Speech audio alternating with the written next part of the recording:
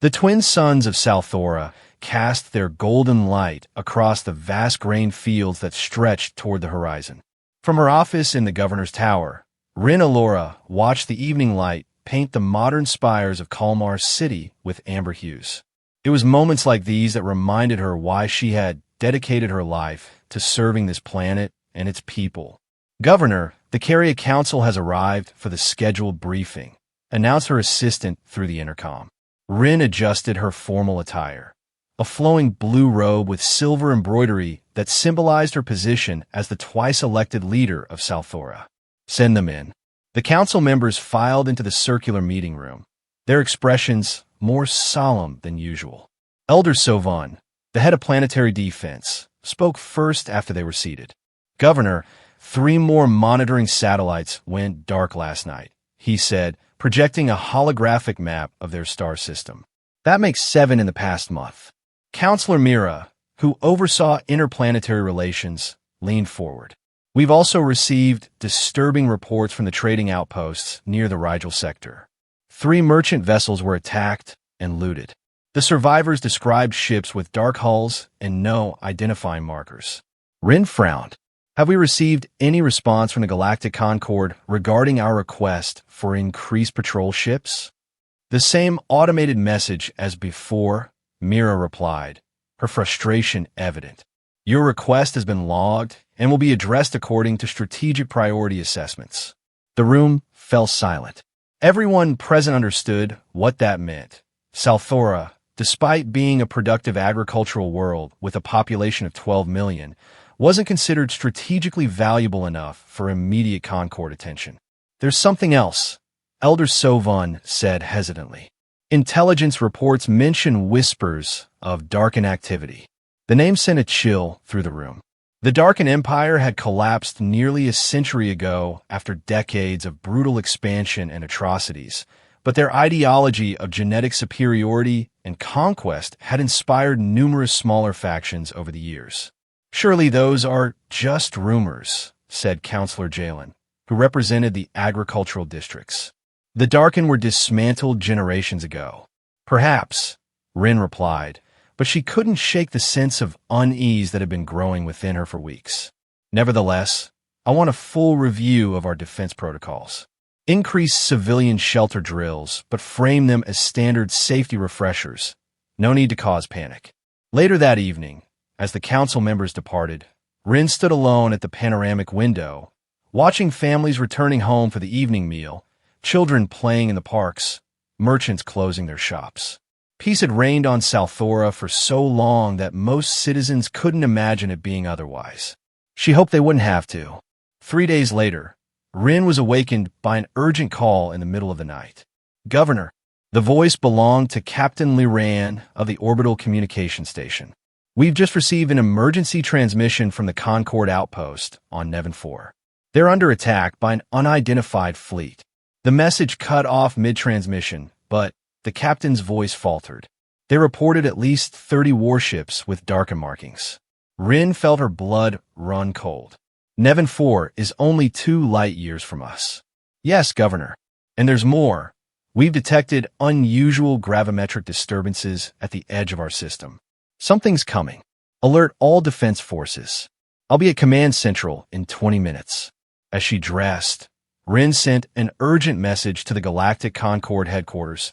Potential Darkin incursion imminent at Salthora, requesting immediate military assistance. The response came back almost immediately. Multiple systems reporting attacks. Resources currently deployed to strategic core worlds. Stand by for further instructions. Rin stared at the message in disbelief. Stand by? While her world faced annihilation. "So be it," she murmured. "We'll defend ourselves." But as she hurried through the pre-dawn streets toward the Planetary Defense Center, a cold realization settled in her stomach. Salthora's military consisted of a modest planetary guard and a handful of outdated orbital platforms, barely enough to deter pirates, let alone face a full-scale invasion force. Captain Liran's face appeared on the main screen as Rin entered the command center. His expression was grim. "Governor, multiple objects have entered our system, moving at high speed." Scans confirm warship configurations consistent with Darkin design. Estimated time to orbital engagement, 43 minutes. Deploy all defense platforms. Launch our interceptors. Begin civilian evacuation to the underground shelters. Rin ordered, her voice surprisingly steady despite the terror gripping her heart. Initiating all defense. Protocols, Captain Liran replied. But, Governor, there are at least 25 warships. I don't know how long we can. The transmission cut off abruptly, replaced by static. Moments later, the entire command center shook as a distant boom echoed across the city. They've destroyed the orbital station, reported a pale-faced technician. Captain Liran and his team, they're gone. Rin closed her eyes briefly, absorbing the first casualties of a war they hadn't asked for. When she opened them again, her gaze was steel. Route all communications through the backup array. Continue civilian evacuation. And keep broadcasting distress signals on all Concord frequencies. But as the minutes passed, it became clear that no help was coming. The darkened ships broke through the thin orbital defenses with terrifying ease. The handful of Salthorian fighter craft that rose to challenge them were swatted from the sky like insects. From the command center's observation deck, Rin watched in horror as the first enemy landing craft descended through the clouds. They were obsidian teardrops, gleaming with malevolence as they rained down upon Kalmar City's outskirts. "Governor," said her security chief, "we need to move you to the secure bunker." "Now." "No," Rin replied firmly. "I stay with the command team. We fight as long as we can." The first explosions rocked the southern districts. Through the surveillance drones still functioning, they witnessed darkened ground forces deploying, tall, armored figures carrying weapons that cut through Salthora's defenders like scythes through grain. Behind them came walking war machines, 3 times the height of a person, their weapon arms firing indiscriminately at military and civilian targets alike. "They're targeting the evacuation routes," gasped a communications officer, watching as a beam of sickly green energy sliced through a convoy of civilian transports. They're not trying to conquer. They're exterminating." Hour after desperate hour, the defenders of Salthora fought with everything they had. Militia units, hastily armed citizens, and the remaining Planetary Guard troops established choke points throughout the city, trying to slow the enemy advance and buy time for civilians to reach the underground shelters. But it wasn't enough. By midday, the darkened forces had secured half the city. The command center scanners showed more landing craft descending toward other population centers across the planet.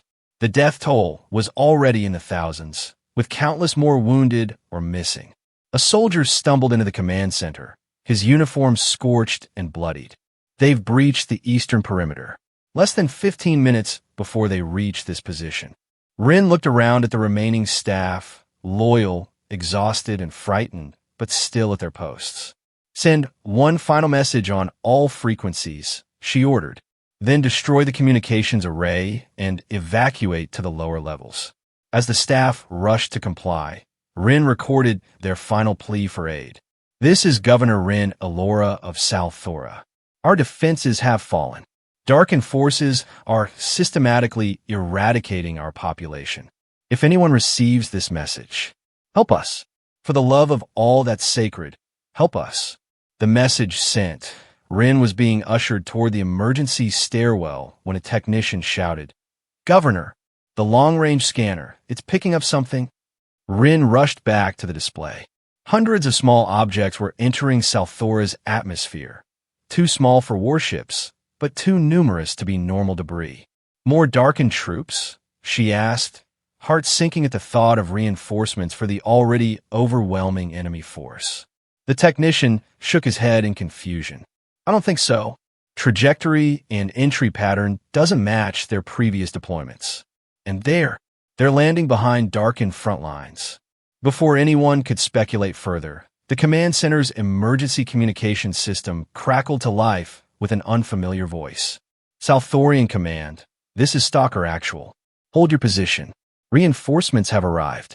From his vantage point atop a half-collapsed residential tower, General Carduth of the Darken Resurgence watched with satisfaction as his forces methodically cleared district after district. The resistance had been more organized than intelligence had suggested, but ultimately futile. Status report. He commanded through his neural link to his subcommanders. Northern Quadrant secured, purification underway, came the first response. Eastern approach to Central Administration District open, advancing on schedule, reported another. Southern Industrial Zone encountering heavy resistance at manufacturing complex, deploying Ravager units to neutralize. Carduth smiled beneath his midnight black helmet. The operation was proceeding as planned. By nightfall, the Carria population centers would be decimated, and by week's end, the planet could be processed for darkened colonization. A warning flashed across his tactical display. Multiple atmospheric entry events detected. Identify those objects, he demanded of his sensor officer. Unknown design, sir. Too small for combat vessels. Possibly debris or... The officer's voice cut off as his life sign indicator went dark. A moment later, the tactical feed from the Northern Command post dissolved into static. Northern Command, report. Carduth barked. Silence answered him. Similar disruptions cascaded across his network. In rapid succession, forward operating positions went dark, squad leaders stopped reporting, and defensive perimeters signaled breaches before falling silent. What is happening? Carduth demanded, switching to an open channel. All units, report hostile contact. The responses were fragmented, panicked. Can't see them. Appeared from nowhere. Black armor, moving too fast. They're everywhere. Carduth zoomed his optical enhancers toward the northern sector, where the disruptions had first appeared. A flash of movement caught his attention. Figures in sleek, dark armor, moving with impossible speed and coordination. Not Carria defenders, something else entirely. As he watched, a squad of his elite shock troops turned their weapons on a seemingly empty alleyway, firing in panicked bursts. Then, as if materializing from the shadows themselves, 3 armored figures appeared behind them. Silent, lethal. His troops fell before they could even turn around. For the first time since the invasion began, General Carduth felt something he had not expected to encounter on this backward agricultural world. Fear. We've got movement at the command center perimeter, reported Sergeant Caravas, her voice a controlled whisper in the tactical comm shared by the Earth Special Operations Team, codenamed Phantom. 12 darkened troops approaching from the east, another 8 from the north. Commander Nathan Wolfe acknowledged with a single click as he studied the battlefield layout projected onto his visor. Hours earlier, their drop pods had pierced Salthora's atmosphere, deploying 48 of Earth's most elite warriors directly behind enemy lines. Phantom Team, execute Operation Shadowfall, Wolfe ordered. Primary objective, secure the Salthorian Command Center and establish defensive perimeter. Secondary objective, eliminate darkened forward elements and disrupt their command structure. Acknowledgement lights blinked green across his display as his team activated their adaptive camouflage systems, cutting-edge technology that bent light around their armor, rendering them nearly invisible to standard visual and infrared detection. Wolfe moved first, a shadow among shadows, slipping between the shattered buildings that had, until hours ago, been part of a thriving alien city. Behind him, his team spread out in practice formation, weapons at the ready. The first group of darkened troops never knew what hit them. One moment, they were advancing confidently toward the beleaguered command center. The next, half their number lay dead from precision headshots. The survivors spun in confusion, firing wildly at phantoms they couldn't see. Wolfe's combat knife slid between armor plates at the base of a darkened soldier's skull, the specially designed blade piercing the neural interface that connected the trooper to their command network. 2 more fell to similar silent attacks before the remaining troops recognized the pattern of their invisible assailants. Adaptive camouflage. Switch to broad-spectrum scanning, shouted one, clearly an officer, before Sergeant Voss's rifle punctured his faceplate with a whisper-quiet pulse of superheated plasma. Within minutes, the area around the command center was secure. Similar reports flowed in from other Phantom teams deployed across the city. Darken forces thrown into disarray by an enemy they couldn't see or predict, their carefully planned extermination campaign suddenly facing unexpected resistance. Command Center entrance clear, reported Lieutenant Rivera. Ready for contact with local leadership. Wolf deactivated his camouflage as he approached the fortified doors, where frightened but determined carrier defenders pointed their weapons at his suddenly visible form. "I'm Commander Wolf of Earth Special Operations," he announced, his armor's translator converting his words to the local language. "We received your distress call." The defenders exchanged uncertain glances before one activated a communications panel. Moments later, the door slid open to reveal Governor Rin Alora, her formal robes exchanged for practical combat attire, a pistol still gripped in her hand. "You're human," she said, surprise evident in her voice. But the Concorde said no help was coming. "We're not with the Concorde," Wolf replied simply. "Earth operates independently. When we detected your distress signal and identified darkened signatures, we deployed immediately." "But what?" Rin asked, clearly struggling to understand why a distant planet would send elite forces to save her world when a mighty galactic Concorde had abandoned them. Wolf's expression remained impassive behind his visor. "Because it was the right thing to do." Before Rin could respond, Sergeant Voss approached. "Commander, we've established secure perimeters at key junctions, but we're picking up massive enemy mobilization. They're redirecting forces from across the planet. They know we're here now." Wolf nodded. "Governor Alora, my team can buy you time and disrupt enemy operations, but we don't have the numbers to defeat their entire invasion force. What resources do you still have available?" Rin straightened, professionalism overcoming her amazement. "We have approximately 3,000 planetary guard troops, still operational, mostly in small resistance cells. 2 squadron of atmospheric fighters hidden in mountain hangars. And nearly 40% of our civilian population is secure in underground shelters." "Good," Wolf replied. "Then we have work to do." In the hours that followed, Earth's elite warriors demonstrated why they were feared across multiple star systems, despite humanity's relatively recent emergence onto the interstellar stage.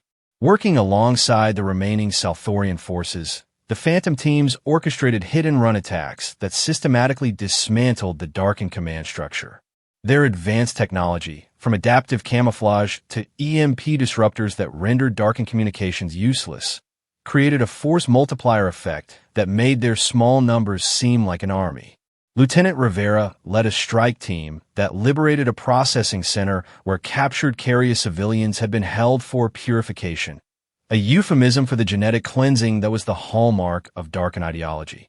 "They were going to erase us," whispered one rescued carrier elder, his hands trembling as a Phantom medic treated his wounds. "Not just kill us. Erase every trace that our species ever existed." Sergeant Voss, meanwhile, coordinated with Salthorian resistance fighters to establish safe corridors through which civilians could reach the protective underground shelters. Her team deployed miniature drone swarms that created false thermal signatures, drawing darkened patrols into carefully planned ambushes.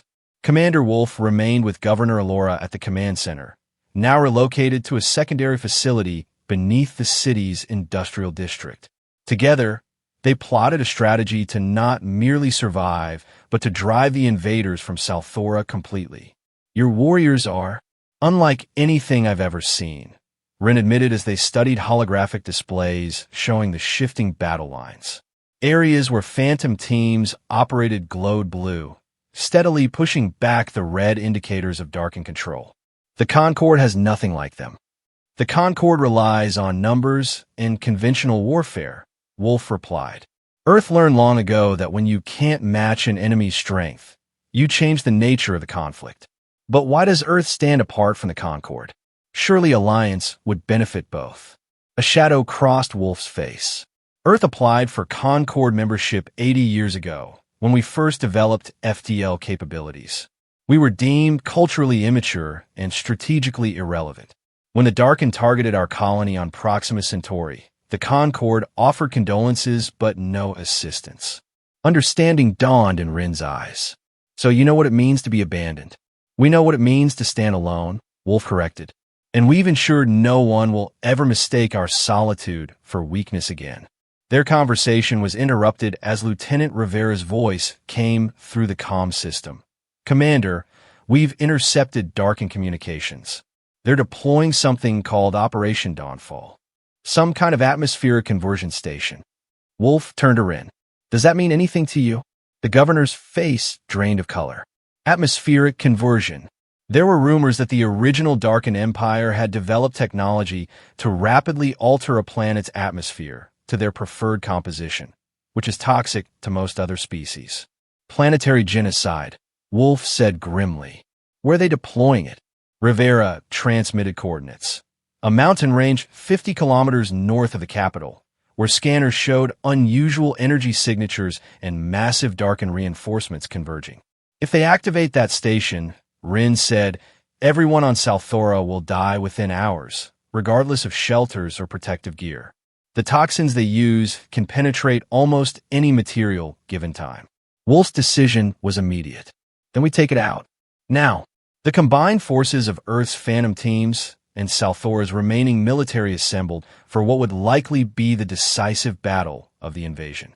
Intelligence gathered from captured Darkin communication devices indicated that the atmospheric conversion station, a massive construct already partially assembled on the northern plateau, would be operational within 6 hours. Commander Wolf stood before the assembled warriors, his black armor bearing only a single identifying mark, a silver eagle clutching lightning bolts, the emblem of Earth's Special Operations Command.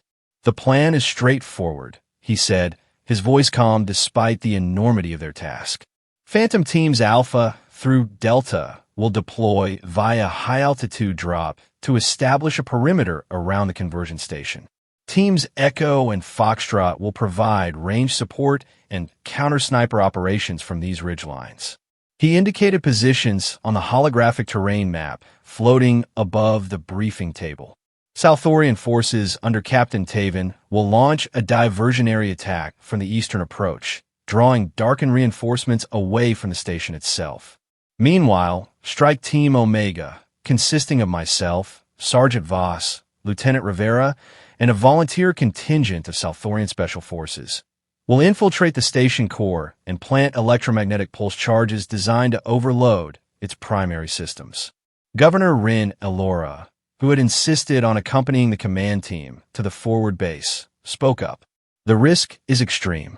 If the Darkin detect your approach, or if the charges fail to completely disable the station, then Salthora dies.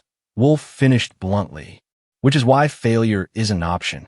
The assembled warriors, human and Carria alike, exchanged solemn glances. They all understood what was at stake. As the briefing concluded and teams began final preparations, Rin approached Wolf privately. Commander, there's something I don't understand. Your forces have been systematically dismantling the Darkin invasion, but you haven't targeted their orbital vessels. Why? Wolf's lips curved in a rare smile. Because we didn't come alone, Governor. He activated a secure communication channel on his wrist computer. Ghost Fleet Actual, this is Phantom Lead. Operation Dawnfall has been confirmed. Request orbital support as discussed. A crisp, professional voice responded immediately. Understood, Phantom Lead. Ghost Fleet moving to engagement positions. Standby for the Thunder. Wolf turned back to Rin. When the ground operation commences, Earth's Stealth Destroyer Group will simultaneously engage the Darkin orbital fleet. They've been shadowing us since we arrived, remaining in stealth mode to avoid detection. For the first time since the invasion began, genuine hope flickered in Rin Elora's eyes. The battle for the atmospheric conversion station began at dawn, with Salthorian fighter craft screaming across the sky in a bold frontal assault that drew immediate attention from Darkin defense systems. Captain Taven's ground forces followed, engaging the enemy's forward positions with everything they had. While the diversionary attack raged, Phantom teams descended silently from the clouded skies, their drop pods using advanced stealth technology to avoid detection until the last possible moment. They established a perimeter, eliminating Darkin sentries with practiced efficiency. and behind them came Strike Team Omega, approaching the massive conversion station through a narrow canyon that shielded them from most scanning systems. Primary entrance ahead, Lieutenant Rivera reported, studying sensor readings through his visor display. Heavy security, motion trackers, thermal scanners, automated defense turrets. Standard darkened security package, Sergeant Voss commented, readying her specialized equipment. Nothing we haven't broken before. Commander Wolf turned to the 6 Salthorian Special Forces who had volunteered for the mission. The best of their surviving military, each skilled in demolitions or close-quarters combat. Once we're inside, stay close and follow our lead. Your knowledge of carrier technology may prove valuable if they've adapted any local systems. The Salthorian team leader, a battle-scarred veteran named Sovan, nodded grimly. We're ready, Commander. For Salthora. What followed was a masterclass in special operations warfare. Sergeant Voss deployed countermeasure devices that created false readings on darkened security systems, while Lieutenant Rivera's precision shooting eliminated guards at key positions before they could raise alarms. The team penetrated deeper into the massive facility, encountering increasingly desperate resistance as they approached the central core. Darkened troops fought with the fervor of zealots, some even detonating suicide charges rather than allow themselves to be captured or bypassed. In one narrow corridor, a darkened ambush nearly succeeded in overwhelming them. Energy weapons fire filled the confined space with deadly light, catching one of the Salthorian operators in the chest. As he fell, Sovan roared in anguish and broke formation, charging directly into the enemy fire. Cover him, Wolf commanded, unleashing a barrage from his pulse rifle that forced the darkened troops to momentarily seek shelter. Lieutenant Rivera seized the opportunity, activating a specialized grenade that released a cloud of nanites programmed to temporarily disable energy weapons. As the darkened soldiers' rifles sputtered and died, Sergeant Voss led the counterattack, her combat knife flashing in the emergency lighting. When the brief, brutal engagement ended, 2 more Salthorians lay dead alongside a dozen darkened corpses. Sovan himself was wounded, a jagged piece of shrapnel embedded in his shoulder. Leave me, he insisted as Wolf applied emergency medical foam to the wound. Complete the mission. We move together, Wolf replied firmly. No one gets left behind. With Sovan supported between 2 Phantom operators, the team pushed forward, finally reaching the massive chamber that housed the atmospheric conversion system's core, a towering pillar of dark metal and pulsing energy conduits that reach from floor to ceiling. It's already initializing, Voss said urgently, examining readings on her tactical display. 15 minutes until it releases the first conversion wave. Then we work fast, Wolf replied, unslinging the specialized charges from his back. Rivera, secure the perimeter. Voss, help me identify optimal placement points for the EMP charges. As they worked, the facility's internal communication system suddenly activated, a voice speaking in the harsh, clipped tones of the darkened language. One of the remaining Salthorian operators translated, General Carduth is coming. He says they know what we're doing, and they've locked down all exits. We're trapped. We only need to survive long enough to detonate the charges, Wolf said calmly, continuing to place the devices at critical junctures around the core. Besides, we're never truly trapped. He tapped his communication system. Ghost Fleet Actual, what's your status? Darkened orbital fleet engaged and neutralized, came the immediate response. We've established air superiority over your position. Awaiting your signal, Phantom Lead. Understood. Stand by for extraction request. Just as the final charge was being secured, the massive doors at the far end of the chamber slid open.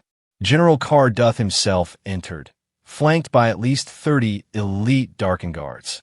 His midnight black armor was ornate compared to his soldiers, with crimson accents and a helmet designed to resemble a snarling predator. I was curious to see who had managed to disrupt my carefully planned operation, he said, his translator converting his words to the common galactic language. Humans. I should have guessed. Always interfering where you're not wanted. Wolf positioned himself between his team and the darkened forces. Your invasion was doomed the moment you targeted innocents, he replied. Earth protects those who cannot protect themselves. Carduth made a sound that might have been laughter. Noble sentiments from a species the Concord considers barely civilized. The Carria are genetically inferior, destined for extinction. As are you. He raised a hand, preparing to order his troops to fire.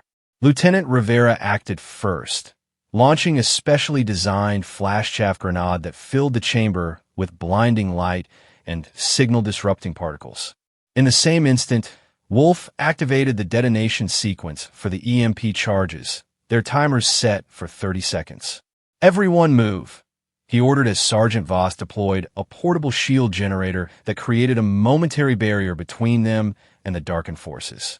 What followed was a desperate fighting retreat as Wolf's team battled toward a maintenance shaft that Rivera had identified as a potential escape route.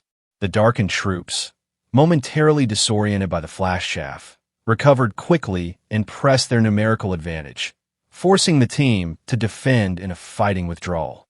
One of the Salthorian operators fell, then another. Lieutenant Rivera took a glancing hit that scorched the armor over her left shoulder. But they reached the maintenance shaft just as the first EMP charge detonated with a thunderous pulse that instantly fried electronic systems throughout the chamber. The remaining charges followed in rapid succession, each blast adding to the cascading system failure that engulfed the conversion station. Alarms wailed briefly before dying as power systems failed. Emergency lighting flickered and went dark. Up the shaft now, Wolf commanded, helping Sergeant Voss lift the injured Sovun into the narrow vertical tunnel. Behind them, through the choking smoke and darkness, they could hear Carduth shouting orders, trying to organize a pursuit. But the general's efforts were interrupted by a new sound, the distinctive rumble of Earth military transports descending from above. Ghost Fleet Actual 2. Phantom Lead, came the welcome voice over Wolf's comm system. We've locked onto your position. Extraction team deploying to the roof access point. Suggest you move with purpose, Commander. Already moving, Wolf replied as he climbed, bringing up the rear of his battered team. They emerged onto the facility's roof level just as the entire structure began to shake violently. The atmospheric conversion system wasn't merely disabled. It was suffering a catastrophic meltdown. 30 seconds to complete structural failure, Voss reported, supporting the now barely conscious Sovun. A sleek, dark transport vessel hovered 10 meters away, its side hatch open, Earth operators in combat gear providing covering fire as the survivors sprinted across the open space. Lieutenant Rivera reached the transport first, helping to pull the Salthorian survivors aboard. Sergeant Voss followed with Sovun. Wolf, still providing rear security, backed toward the vessel as darkened troops began to emerge from a different roof access point. One of them was General Carduth, his ornate armor damaged and smoking, but his determination undiminished. The darkened leader raised an energy pistol and fired a desperate shot that caught Wolf in the side, penetrating a weak point in his armor. The commander stumbled but kept moving. Sergeant Voss leaned from the transport, extending her hand. Commander! With a final surge of effort, Wolf grasped her hand and was pulled aboard just as the transport banked sharply away from the doomed facility. Through the closing hatch, he had a final glimpse of General Carduth standing defiant amid the destruction, moments before the entire structure collapsed in a spectacular implosion. Target neutralized, Wolf reported through gritted teeth as a medic attended to his wound. How's the orbital situation? Ghost Fleet has eliminated or driven off all darkened vessels, came the response from the transport pilot. Remaining ground forces are in disarray, being mopped up by Salthorian resistance and our other teams. Wolf nodded, allowing himself to finally relax slightly. Take us to the governor's command center. 3 days after the destruction of the atmospheric conversion station, the skies above Kalmar City were clear of enemy vessels. The darkened invasion, deprived of leadership and orbital support, had collapsed into isolated pockets of resistance that were being systematically eliminated by combined Earth and Salthorian forces. In what remained of the central government plaza, Governor Rin Elora stood before her gathered people. Many were injured, All were grieving losses, but there was a renewed determination in their expressions, the look of survivors who had faced extinction and emerged intact. "Today, we begin rebuilding," Rin announced, her voice carried across the devastated city by hastily repaired broadcast systems. "The road ahead is long, but we face it together, and we face it free." She turned to where Commander Wolf and his surviving Phantom operators stood at parade rest, their black armor now bearing the scars of hard combat. "We owe our continued existence to these warriors from Earth, a planet many of us had barely heard of before this week. When the mighty galactic Concord abandoned us to our fate, Earth answered our call. They fought not for political advantage or strategic gain, but because they recognized our right to exist." A cheer rose from the assembled Carria, many raising their hands in a traditional gesture of deepest respect. Commander Wolf stepped forward, still moving stiffly from his partially healed wound. "Governor Alora, the people of Earth are honored to have fought alongside the brave defenders of Salthora. Your courage in the face of overwhelming odds exemplifies the spirit that deserves to be preserved across all worlds." He presented her with a small metallic emblem, the eagle and lightning bolts of Earth's Special Operations Command. This token represents an ongoing commitment. Should Salthora ever face threat again, Earth will respond. Rin accepted the emblem with visible emotion. "And should Earth ever require aid that Salthora can provide, we will answer without hesitation." Later, as Earth's dark ships prepare to depart, Rin found Wolf overseeing the loading of equipment onto a transport vessel. "The Concord finally responded to our distress signals," she told him with a bitter smile. "They're sending a peacekeeping force to assess the situation." Wolf shook his head. "Of course they are, now that the hard work is done. They've also expressed concern about unauthorized Earth military operations in Concord-affiliated space." She watched his reaction carefully. "Apparently, your intervention here has caused quite a diplomatic stir." "Not the first time, won't be the last," Wolf replied with a shrug. "Earth's policy is clear. We will not stand idle while innocent worlds suffer, regardless of political considerations." Rin studied him thoughtfully. "The Concord fears you, doesn't it? Not just your technology or your warriors, but what you represent." "And what's that?" "An alternative," she said simply. "A reminder that their way, bureaucratic, self-serving, defined by strategic calculations rather than moral imperatives, isn't the only path forward among the stars." Wolf nodded slowly. "Earth remembers its history. For thousands of years, we fought each other, nearly destroyed ourselves more than once.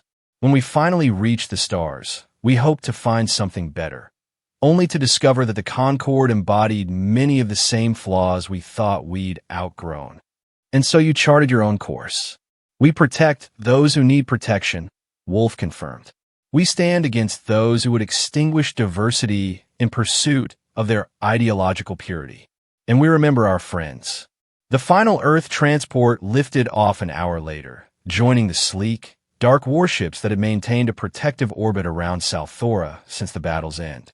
Within minutes, they had accelerated beyond visual range, leaving behind only the promise of their return should danger ever threaten Salthora again. Standing on a half-collapsed observation deck, Governor Rin Elora watched them go, a mix of emotions churning within her. Gratitude, certainly, but also something else, a newfound determination. The universe had revealed itself to be more dangerous than she had allowed herself to believe, but also more complex. In the darkest hour, it was not the vaunted galactic Concord that had saved her people, but warriors from a planet many Carria couldn't have located on a star chart. "Governor," one of her aides approached cautiously. "The Concord diplomatic vessel has requested landing clearance. They're demanding an immediate audience." Rin continued gazing at the sky where Earth's ships had vanished. "Tell them they may land tomorrow. Today is for honoring our dead and beginning reconstruction." "But Governor, they've insisted." "Then they can continue to insist while orbiting our planet," Rin replied, her voice carrying a new edge of authority. "Salthora will no longer arrange its priorities according to Concord convenience." The aide hesitated, then nodded and hurried away to relay the message. Rin turned to survey what remained of Kalmar City. Smoke still rose from some districts, but already her people were at work, clearing rubble, establishing medical stations, distributing supplies. The Caria had survived because they had fought for their right to exist, and because humanity had decided their lives mattered. "We will rebuild," she said softly to herself, but not as we were before. In the days that followed, reconstruction began in earnest. The Concord delegation, when finally permitted to land, found themselves facing a changed leadership. Governor Alora listened politely to their explanations and justifications, strategic resource limitations, prioritization algorithms, response protocols, but refused their offers to oversee South Thor's recovery. "We require materials and medical supplies," she told the senior Concord representative, a pompous official named Delegate Tarvis. Not supervision. Tarvis's facial tentacles twitched with barely concealed irritation. "Governor, surely you understand the delicate position your arrangement with Earth has created. The Concord cannot allow independent military actions within its sphere of influence." "Cannot allow," Rin repeated, arching an eyebrow. "Interesting choice of words, Delegate. Where was this concern for Concord authority when darkened ships were slaughtering my people? The unfortunate reality of interstellar governance is that some lives are deemed more valuable than others," Rin finished for him. "I understand completely. Now South Thora understands as well." The Concord delegation departed 3 days later, their diplomatic mission having achieved little beyond confirming what many worlds on the galactic periphery had long suspected, that the Concord's promises of protection were conditional at best, empty at worst. 6 months passed. Kalmar City rose from its ashes, buildings redesigned to incorporate defensive measures that would have seemed paranoid in the pre-invasion era. The Planetary Guard was expanded and modernized, with younger Caria volunteering in record numbers. Trading agreements were established with neighboring systems that had also experienced Concord neglect, creating a network of mutual support independent of central bureaucracy. And on a secluded plateau outside the city, a new facility took shape, a combined military installation and diplomatic compound flying 2 flags side by side. The blue-silver banner of South Thora and the black field with Silver Eagle of Earth's Special Operations Command. 1 year to the day after the Darken invasion, Governor Rin Alora stood on the newly constructed Memorial Plaza, addressing a crowd of thousands. Behind her stood a monument of polished black stone inscribed with the names of those lost in the battle. At its center, a simple message. The battle was lost until Earth's elite warriors fell from the sky. "We gather today not only to remember those we lost," Rin began, her voice carrying across the hushed crowd, "but to celebrate what we have gained. Knowledge of our own strength. Awareness of both the darkness and light that exist among the stars. And most importantly, true allies who stand with us not because of strategic calculations or political expediency, but because of shared values." She gestured to one side, where Commander Wolf stood alongside a small delegation of Earth representatives. His wounds had healed, though he still bore a scar across his left temple, a reminder of how close his own survival had been. "Our friends from Earth honor us with their presence today, as they honored us with their blood 1 year ago," Rin continued. "Together, we have established Operation Sentinel, a joint defense initiative that will ensure South Thora never again stands alone against aggression." The crowd erupted in cheers. Children released thousands of silver memorial lanterns into the evening sky, one for each life lost during the invasion. As they rose, catching the last golden rays of South Thora's twin suns, they formed a glowing constellation of remembrance. Later, at the formal reception in the rebuilt Governor's Tower, Rin found a moment of privacy with Commander Wolf on a balcony overlooking the city. "Your reconstruction efforts are impressive," Wolf observed, sipping a glass of South Thorian harvest wine. "Most worlds take decades to recover from this level of destruction." "We had excellent motivation," Rin replied, "and unexpected support. The Concord was displeased when several of their member worlds diverted resources to our rebuilding efforts. Solidarity among the neglected, Wolf said with a slight smile. The Concord's worst nightmare. Is that why Earth remains independent? To maintain the freedom to act according to principle rather than policy. Wolf gazed out at the city lights below. Earth's history is filled with examples of powerful alliances that began with noble ideals but devolved into self-serving bureaucracies. The Concord follows the same pattern, fixated on maintaining its own structure rather than fulfilling its purpose. He turned to face her directly. But isolation isn't the answer either. That's why initiatives like Operation Sentinel matter. Direct relationships between worlds that share common values, unmediated by centralized authorities. Rin nodded thoughtfully. My advisors tell me the Concord is concerned about the growing network of Earth-aligned worlds. They're calling it a destabilizing influence.